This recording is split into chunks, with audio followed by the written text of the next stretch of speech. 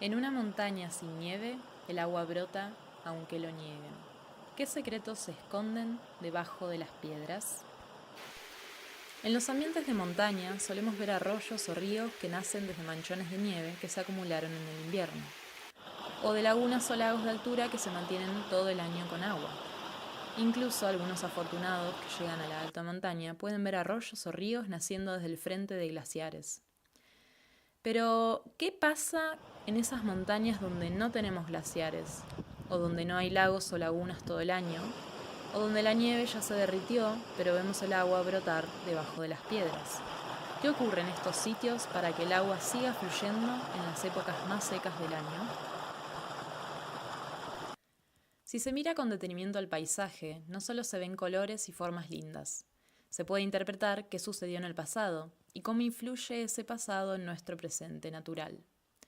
La geomorfología estudia las formas del paisaje, las interpreta, les da nombres y las asocia a determinados procesos y condiciones climáticas. Esas formas pueden estar activas, es decir, se pueden estar formando en la actualidad, como por ejemplo la planicie de inundación de un río, que deposita sedimentos en un lado y los erosiona en otro lado, dependiendo qué parte del río estemos mirando. Y de un año al otro el cauce va a variar su forma. Incluso en un mismo año podemos ver que en verano tiene determinada forma y en invierno es distinta.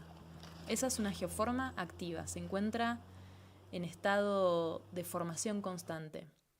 Pero también podemos encontrar en el paisaje formas que están inactivas o fosilizadas, es decir, geoformas que responden a condiciones climáticas y naturales que ocurrieron en el pasado.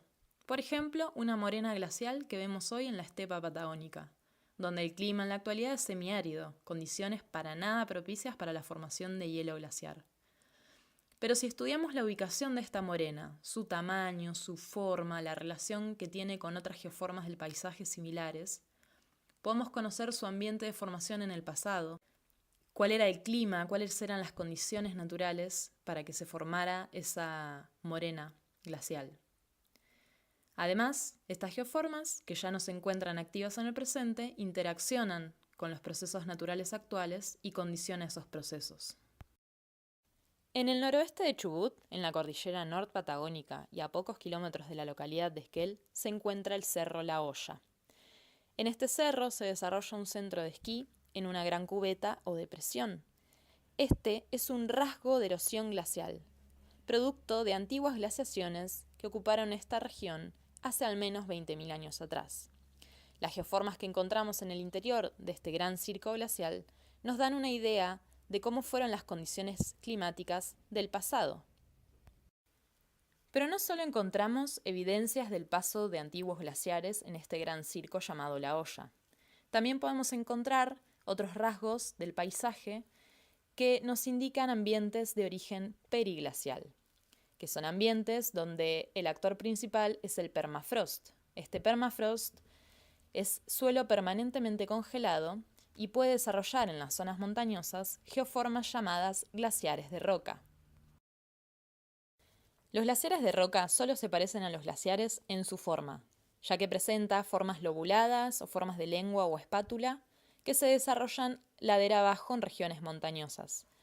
Sin embargo, están constituidas esencialmente por rocas o sedimentos, constituyen acumulaciones de sedimento y roca, y se forman bajo condiciones climáticas algo diferentes a los glaciares tradicionales.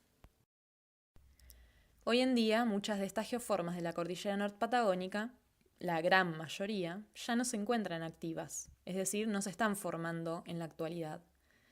Si bien existen procesos de hielo y deshielo en estas zonas de alta montaña, que son procesos típicos de los ambientes periglaciales, no existe permafrost o está muy reducido a sectores puntuales.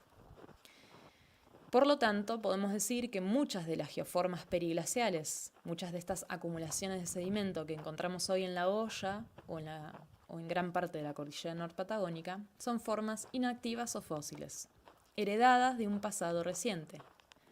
Entonces, ¿por qué son tan importantes hoy? ¿Y cómo se vinculan con el agua que consumimos? Para empezar a dar respuesta a estos interrogantes, tuvimos que observar mucho nuestro entorno, describirlo y medirlo.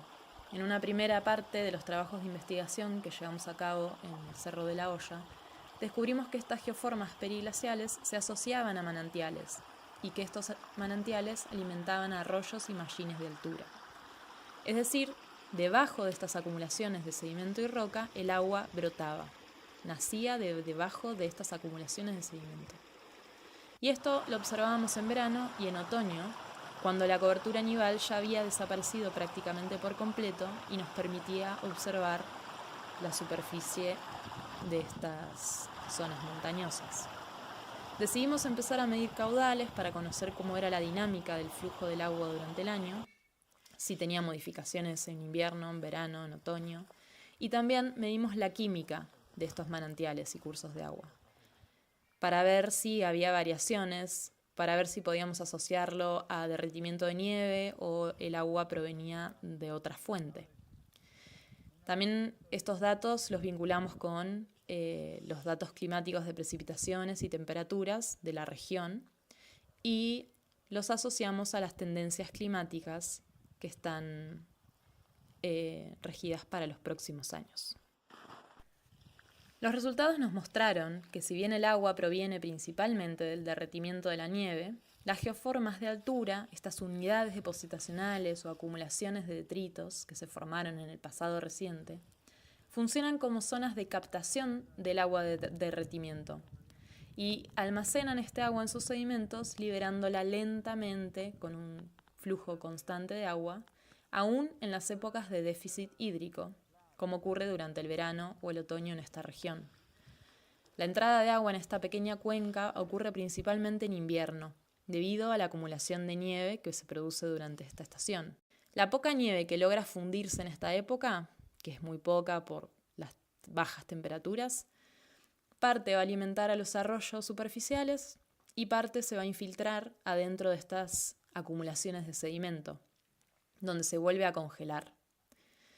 En primavera, la fusión de nieve es mucho más importante, porque empiezan a aumentar las temperaturas del aire.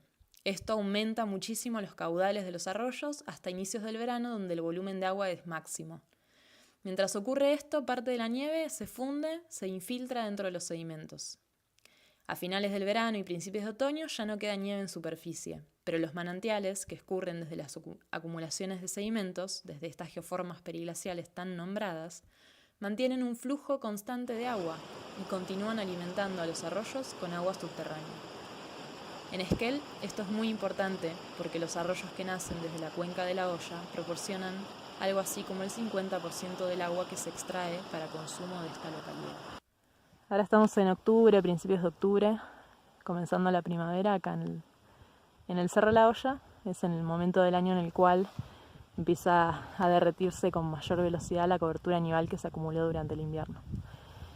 Si bien durante el invierno hay temperaturas por encima de cero, en algunos días muy lindos y de sol y de calor, que producen algo de derretimiento, el mayor derretimiento empieza a ocurrir durante esta época.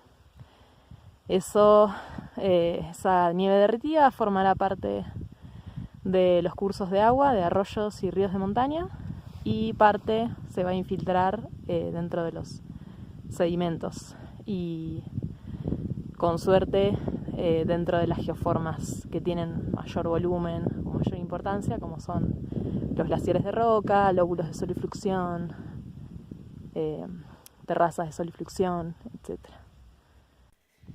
Estas geoformas, glaciares de roca, lóbulos de solifluxión, crestas de nivación y otras acumulaciones de roca y sedimento que están vinculadas, cumplen un rol hidrológico de gran importancia, reteniendo el agua durante las estaciones húmedas y regulando su escurrimiento durante las estaciones secas. La ausencia de glaciares, sumado a la presencia limitada o ausencia de permafrost de montaña en esta parte de la cordillera, pone en valor a las geoformas depositacionales de altura como unidades de captación y reserva del recurso hídrico. Esta región de Patagonia se encuentra amenazada desde el punto de vista climático, ya que existe una marcada tendencia de disminución de las precipitaciones y un aumento en las temperaturas. Inviernos con cada vez menos nieve y veranos cada vez más calurosos podrían modificar la dinámica de estos arroyos de montaña, que por ahora, y gracias a la presencia de estas geoformas de altura, mantienen un caudal permanente de agua durante todo el año.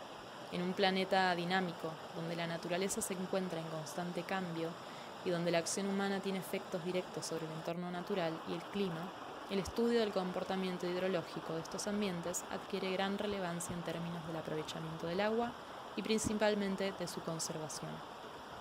Hoy conocemos algo más sobre el funcionamiento hidrológico en la Hoya, replicable a muchas zonas montañosas de la cordillera norpatagónica. Y también conocemos cómo se está comportando el clima en esta región. Teniendo en cuenta nuestra participación activa como seres humanos en este planeta dinámico, ¿podremos prepararnos y adaptarnos para enfrentar los cambios que nos depara la naturaleza?